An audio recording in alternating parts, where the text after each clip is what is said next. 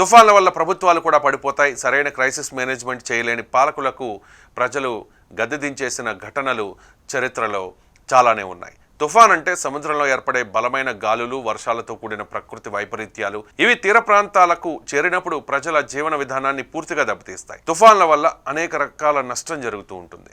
మొదటగా ప్రాణ నష్టం జరుగుతుంది. తుఫాన్లతో గాలులు బలంగా వీచి చెట్లు, ఇళ్లు కూలిపోతాయి. కొంతమంది ప్రజలు మునిగి చనిపోతారు. విద్యుత్ తీగలు తెగిపోవడం వల్ల ప్రమాదాలు కూడా జరుగుతాయి. తర్వాత ఆస్తి నష్టం చాలా ఎక్కువగా ఉంటుంది. ఇళ్లు, రోడ్లు, వంతెనలు, విద్యుత్ స్తంభాలు దెబ్బతింటాయి. పల్లెలు నీట మునిగిపోతాయి. ప్రభుత్వం వాటిని తిరిగి నిర్మించడానికి చాలా ఖర్చు చేయాల్సి వస్తుంది. వ్యవసాయానికి కూడా తుఫాన్ల వల్ల పెద్ద నష్టం కలుగుతూ ఉంటుంది. పొలాల్లో ఉన్న పంటలు నీటిలో మునిగిపోతాయి. రైతులు ఆర్థికంగా ఇబ్బందులు పడతారు. పశువులు కూడా చనిపోతాయి. తీర ప్రాంతాల్లో నివసించే మత్స్యకారులు కూడా బాగా నష్టపోతారు. వారి పడవలు, వలలు సముద్రంలో కొట్టుకుపోతాయి. కొంతమంది మత్స్యకారులు సముద్రంలో చిక్కుకుపోతారు. తుఫాన్ల తర్వాత పర్యావరణం కూడా దెబ్బతింటుంది. చెట్లు విరిగిపోతాయి. జంతువులు నివాసం కోల్పోతారు. అలాగే నీటిలో కాలుష్యం పెరగడం వల్ల ఆరోగ్య సమస్యలు వస్తాయి. మొత్తానికి తుఫాన్లు మనుషుల జీవితాన్ని, ఆస్తిని, పర్యావరణాన్ని నాశనం చేసే శక్తివంతమైన ప్రకృతి విపత్తు. కాబట్టి తుఫాన్ల ముందు జాగ్రత్తలు తీసుకోవడం ప్రభుత్వాలకు కత్తి మీద సాము లాంటిది. ప్రజలకు ఇబ్బంది కలిగితే ప్రభుత్వాలపైనే ఆగ్రహం ఉంటుంది.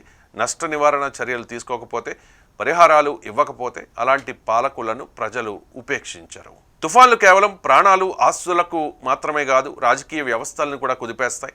ఒక తుఫాన్ తర్వాత ప్రభుత్వం సరైన చర్యలు తీసుకోకపోతే ప్రజల్లో అసంతృప్తి పెరిగి ఆ ప్రభుత్వంపై వ్యతిరేకత చెలరేగిపోతుంది. ఇలా కొన్ని సందర్భాల్లో తుఫాన్లు ప్రభుత్వాలు కూలిపోవడానికి కూడా కారణమయ్యాయి. 1970లో బంగ్లాదేశ్లో బోలా సైక్లోన్ అనే తుఫాన్ వచ్చింది.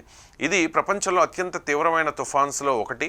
ఈ తుఫాన్లో లక్షలాది మంది మరణించారు. ఆ తుఫాన్ సంభవించే నాటికి బంగ్లాదేశ్ పాకిస్తాన్లో భాగంగానే ఉంది.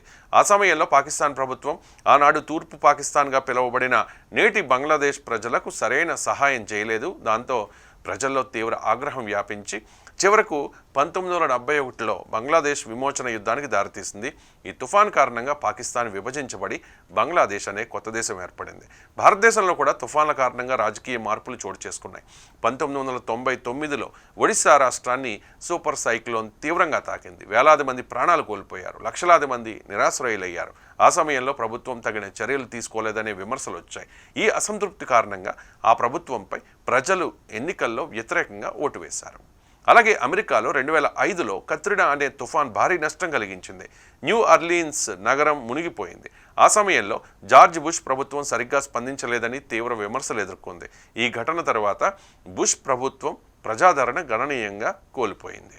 1977లో ఆంధ్రప్రదేశ్లో దివిసీమ తుఫాన్ 10,000 మందికి పైగా ప్రాణాలు తీసింది.